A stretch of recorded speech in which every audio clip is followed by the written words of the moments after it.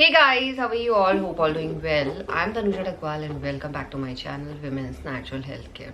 So guys आज की video में मैं आपको 3 डिस्चार्ज के बारे में बताने वाली हूँ जो आपको प्रेगनेंसी कंसीव करने में, प्रेगनेंसी को जानने में हेल्प कर सकते हैं, क्योंकि डिस्चार्ज बहुत इंपॉर्टेंट रोल प्ले करता है। डिस्चार्ज के थ्रू काफ़ी कुछ आप अपनी बॉडी के बारे में जान सकते हैं। तो ये 3 डिस्चार्ज है: ovulation discharge, period discharge and early pregnancy discharge. अगर आप प्रेगनेंसी प्लान करें तो ये तीनों ही डिस्चार्ज के बारे में आपको जानकारी होनी चाहिए। देखिए, जो ओव्यूलेशन का डिस्चार्ज होता है, ये डिस्चार्ज महिलाओं को प्रेगनेंसी कंसीव करने में हेल्प करता है। ये डिस्चार्ज मेनली आपको पीरियड साइकिल लेंथ के बीच के दिनों में दिखाई देगा। अगर आपकी पीरियड साइकिल लेंथ 21 से लेके 35 दिन की है तो ये डिस्चार्ज आपको पीरियड साइकिल लेंथ के दूसरे हफ्ते से लेके तीसरे हफ्ते के बीच में नोटिस हो सकता है। जो ये डिस्चार्ज होता है गाइस, ये डिस्चार्ज बिल्कुल चिपचिपा सा डिस्चार्ज होता है, चिकना डिस्चार्ज होता है। इसकी जो कंसिस्टेंसी होती है पतली होती है। ये हाथ में भी आप ऐसे करेंगे तो ये चिपचिपा सा होने की वजह से आपके दोनों फिंगर्स में चिपक भी जाता है। तो इसका कलर मिल्की वाइट हो सकता है। इस तरीके का डिस्चार्ज आपके ओव्यूलेशन को दर्शाता है कि आपके ओवरी से सफलतापूर्वक एक अंडा बाहर निकल के फैलोपियन ट्यूब में निकल चुका है। देखिए गाइस, जैसे ही आपकी बॉडी में हार्मोन काम करना शुरू करते हैं, पीरियड के बाद से आपकी बॉडी में हार्मोन बनना शुरू हो जाते हैं। जब हार्मोन का लेवल बिल्कुल पीक पे पहुंचता है तो इस तरीके का डिस्चार्ज आपको दिखाई दे। इस तरीके का डिस्चार्ज आपके ओव्यूलेशन को तो दर्शाता है ही साथ ही स्पर्म को सपोर्ट करता है। स्पर्म के लिए एक ऐसा एनवायरनमेंट क्रिएट कर देता है जिससे आसानी से स्पर्म स्विम करके एग तक पहुंचता है और एग को फर्टिलाइज कर देता है। और एग फर्टिलाइज होने के बाद आगे का प्रोसेस स्टार्ट होता है। वो बहुत सारे सेल्स में डिवाइड होता है, फैलोपियन ट्यूब से मूव करता है और पहुंचता है जब यूट्रस के एंड पॉइंट पे, तो वो वहाँ पे ब्लास्टोसिस्ट बन के यूट्रन की वॉल पे आरोपित हो जाता है और महिलाओं को प्रेगनेंसी कंसीव हो जाती है। और जब ये प्रोसेस नहीं होती है या ओव्यूलेशन के दौरान एग फर्टिलाइज नहीं हुआ है, स्पर्म सेल और एग सेल नहीं मिले हैं, या महिलाओं का इम्प्लांटेशन सफल नहीं हो पाया है, तो इस कंडीशन में क्या होगा?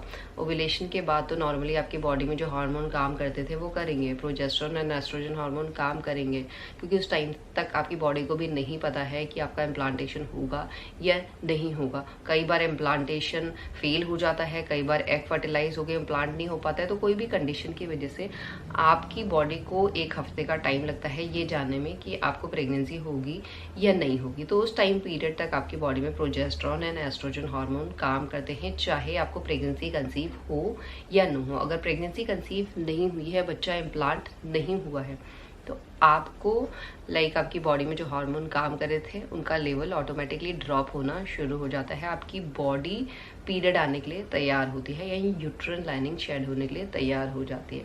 तो मेनली जब भी आपका ओव्यूलेशन होता है, ओव्यूलेशन के 14 दिन के बाद महिलाओं को पीरियड ब्लीडिंग शेड हो जाती है। अगर प्रेगनेंसी है, बच्चा इम्प्लांट हुआ है, तो बच्चा आपका पीरियड साइकिल लेंथ के 21वें दिन से लेके 35वें दिन के बीच में इम्प्लांट हो जाएगा, ओव्यूलेशन के 1 हफ्ते से लेके 2 हफ्ते के बीच में। तो इस टाइम पे आपके डिस्चार्ज में भी आपको चेंजेस दिखाई देते हैं, बट कई बार कंफ्यूजन भी होता है। महिलाओं को समझ नहीं आता है जो ये डिस्चार्ज है ये पीरियड आने का साइन है, या पीरियड से पहले किस तरीके का डिस्चार्ज होता है, या अर्ली प्रेगनेंसी में किस तरीके का डिस्चार्ज होता है। तो सबसे पहले अगर हम पीरियड डिस्चार्ज की बात करें, तो जब भी महिलाओं को पीरियड आने वाली होती है, जैसा कि मैंने पहले ही बताया, हार्मोन का लेवल कम होता है। जब आपकी बॉडी में हार्मोन का लेवल कम हो रहा है तो डिस्चार्ज भी कम निकलता है, या निकलता ही नहीं है, या ड्राई डिस्चार्ज निकलता है, सूखा डिस्चार्ज निकलता है। अगर पीरियड आने से पहले आपका डिस्चार्ज नहीं निकल रहा है, सूखा निकल रहा है, ड्राइनेस आपको ज़्यादा लग रही है, तो ये आपके पीरियड आने का साइन है, ये कभी भी आपके प्रेगनेंसी का साइन है। दूसरी तरफ अगर आपको प्रेगनेंसी कंसीव होती है तो प्रेगनेंसी में हार्मोन का जो लेवल है वो रैपिडली इंक्रीज होता है, और साथ ही साथ आपकी पूरी बॉडी में ब्लड सर्कुलेशन इंक्रीज होता है। आपके वजाइना में भी, यूट्रस में भी, सब जगह ब्लड सर्कुलेशन इंक्रीज हुआ है, जिसकी वजह से जो वजाइना की वॉल्स है वो मोटी हो जाती है। मोटी होने की वजह से जो डिस्चार्ज है वो ज़्यादा प्रोड्यूस होने लग जाता है। और साथ ही साथ ये डिस्चार्ज आपको अर्ली फेज में ऐसा लगेगा पानी टाइप, आपका वेटनेस आपको अपनी पैंटी में ज़्यादा महसूस होगी, गीलापन आपको ज़्यादा महसूस होगा। लगातार आप देख रहे हैं आपको पैंटी में गीला गीला सा फील हो रहा है, और जैसे जैसे प्रेगनेंसी ग्रो हो रही है तो आप देख रहे हैं कि डिस्चार्ज आपका निकल रहा है। और डे बाई डे अगर नोटिस करें तो देखेंगे डिस्चार्ज का जो वॉल्यूम है वो भी बढ़ रहा है। और ये डिस्चार्ज गाइस कभी भी सूखा नहीं निकलेगा, ये हमेशा गीला डिस्चार्ज निकलेगा, जो पहला साइन है कि आपने प्रेगनेंसी कंसीव कर ली। और इसके अलावा डिस्चार्ज में और भी चेंजेस होते हैं, लाइक डिस्चार्ज का कलर अगर आप नोटिस करेंगे तो आप देखेंगे बिल्की वाइट, येलो या पेल येलो, इन चारों में से कोई भी कलर आपको महसूस हो सकता है। और साथ ही साथ इसमें एज सच कोई स्मेल नहीं होती है, बट प्रेगनेंसी के दौरान महिलाओं की स्मेल सेंसिटिव इंक्रीज हो जाती है। सूंघने की जो क्षमता है वो हर चीज़ को लेके बढ़ जाती है। बढ़ने की वजह से आपको अर्ली फेज से ही आपने डिस्चार्ज में से हल्की सी माइल्ड स्मेल होती है, कभी भी स्ट्रॉन्ग स्मेल नहीं होती है। अगर स्ट्रॉन्ग स्मेल आ रही है, वजाना में इचिंग हो रही है, मोटा डिस्चार्ज निकल रहा है, तो वो इन्फेक्शन का साइन है।